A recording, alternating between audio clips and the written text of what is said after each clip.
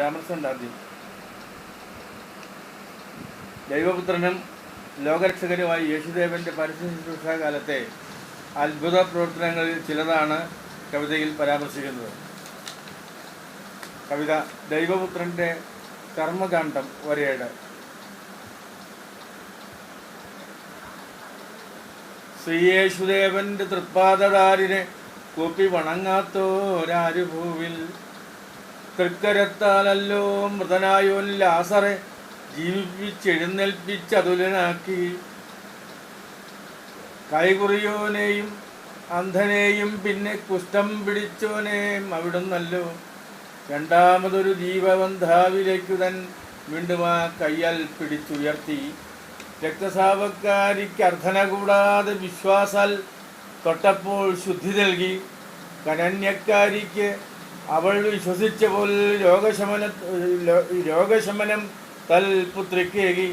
തളർവാദ രോഗിക്ക് അവനെ വഹിച്ചോർ തൻ വിശ്വാസാൽ രോഗശമനം നൽകി. തന്നെ കാണാൻ വേണ്ടി കാട്ടത്തിമേലേറി നിന്നോൻ സഖായിക്ക് സാന്ത്വനമായി. അന്നവൻ ബെട്ടിൽ അവിടുന്ന് എഴുന്നള്ളി ചെന്നവൻ ഉള്ളം വിമലമാക്കി. തെറ്റ് ചെയ്തോർക്ക് അങ്ങ് മാപ്പു നൽകി. പിന്നെ രണ്ടാമത് ആവർത്തിക്കരുതെന്നോതി. കല്ലെറിയേണ്ടോളെ കാവാലികർ മുമ്പിൽ അയ്യോ വിടുവിച്ചത് അവിടുന്നല്ലോ. ഭർത്താവ് എനിക്കില്ലെന്ന് അപരാധം ഒതിയോൾക്ക് അത്യന്തം മാനസാന്തരമുണ്ടാക്കി. തെറ്റായ ജീവിതപാതയിൽ നിന്നും ആ തെറ്റുകാരിയെ അങ്ങ് വീണ്ടെടുത്തു.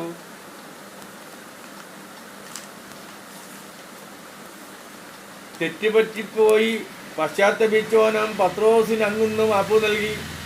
തൻ്റേതാം ആടുകളെ മേയ്ക്കാൻ അവിടുന്ന് തൻ്റെ ഇടം നൽകി മുഖ്യാസനവും. തൻ്റേതാം ആളുകളെ നിത്യം ശല്യം ചെയ്തോൻ ശൗലിനെ അങ്ങ് പദം വരുത്തി ദർശനം നൽകി.